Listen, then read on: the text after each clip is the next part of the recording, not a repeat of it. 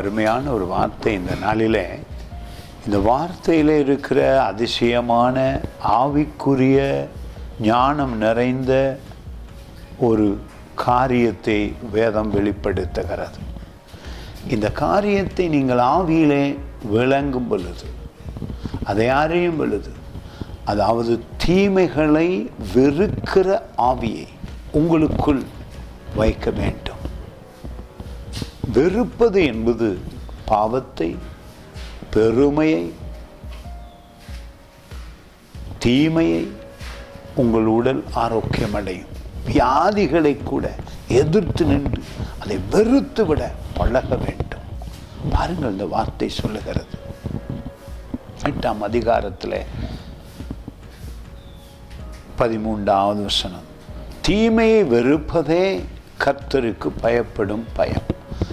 Evil, தீமையை வெறுப்பது, அதுதான் தேவ பயம்.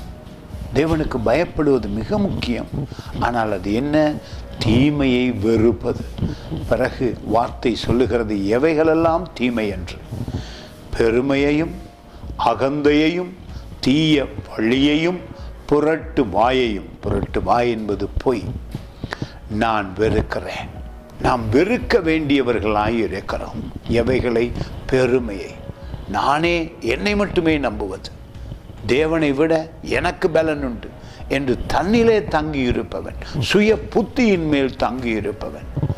அகந்தை, தீய வழியையும், தீமையை செய்ய நாம் வெறுக்க வேண்டும். தீமை நம்மை தொடாதபடிக்கு, தீங்கு நம்மை தொடாதபடிக்கு ஆண்டவர் நமக்குள்ளே ஒரு குணாதிசயத்தை வைத்திருக்கிறார்.